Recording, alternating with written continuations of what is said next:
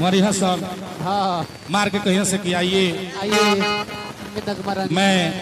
पिंटू कुमारी घर महुआरी घर महुआरी से चलकर आई हूँ आपके गोपालगंज जिले से बीच में देवरिया जिले को लांघते हुए और सिवान जिले में प्रवेश किए हूँ अंदर बाजार जटाहुआ मेला के स्थान पर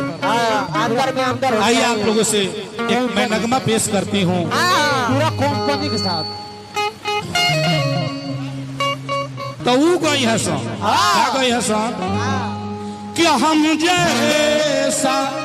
कहीं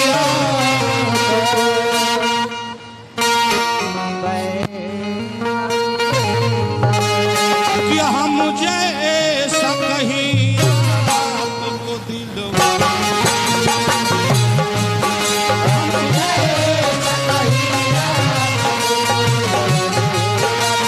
हो हम जैसा कहीं आपको अरे पुरस्कार पुरस्कार चलिए शुक्रिया पैसा अगर मिल जाए तो कहीं से हम क्या ये लगा है भरत दास जी को इस गाने का चोट तो इनके तरफ से निकला है 10 रुपये का नोट। मैं उन श्रीमान जी को लाहे लाहे दिल से ताहे ताहे दिल से गरम गरम समोसा खिला के चौकी के नीचे ढुका के में पूरा गिरा के उसमें पुअरा उड़ा के माटी के तेल छिड़क के माचिस मार के शुक्रिया अदा करती ए बबुआ ई नाच के लौंडा गावेले सन जौन ई काम करत रहे। अरे 15 साल का नाच में रहल बड़ा कहल 15 साल नाच में रहल बड़ा ई कुल कलाकारी तू लगल देखावे हमरा ठीक ना लगल। स्टेज मालिका स्टेज मलिका हमारा नाचे को तो बहुत नाच बा तब का लेकिन हमनी के करे के नहीं खेऊ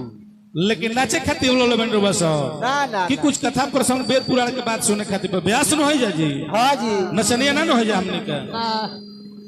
आ जब नाचही के बात तो कोनो जरूरी बा गोर पे माइल बढ़ जा अब झिलिम भर के प्रसाद मिली कहबो कि कमे देता रे ब्यास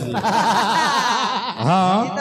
ए बार ओकरा से बढ़िया जब नाचही के बात एगो नाच खोल दिया जाई त जाई ना हमारे के रामायण यादव के नाच बा चल जाई तो कही कि 40,000 लागी खलिया जरूरत हो तो लिया चलना तो कोनो जरूरत नहीं है तो 40,000 पर होई तो काहे के 3,000 पर नाचा तारा चुनरी ओढ़ी हो ब्यास के ठीक वाले कि चलिए हमने के अपन और लगा रिटायर वाला तनी निमनो बात होके बात न चले है ऐसे तनी मनी नाचे के पड़ल हमारा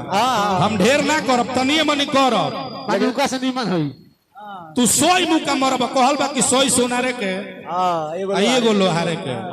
तो तू सोई गो कहब हम 2 गो बतिया कहब सगरो बतिया तार पूरा हो जाए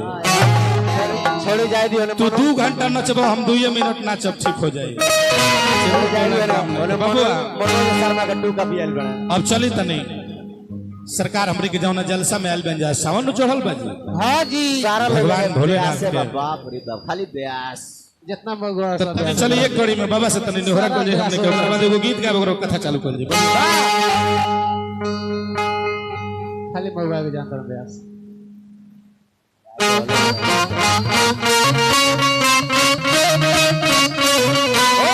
अरे दिया टाइगर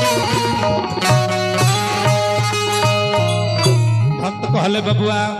कि ये हो बाबा रुपया भेजे रुपया चले नमवा भाई पुरस्कार बा हमारा तरफ से नमस्कार भगवान से प्रार्थना मंगलमय के कामना बिना चले मिला कि ये हो बाबा फास्ट रहे कि ये हो शिव शंकर दानी जटा में गंगा पानी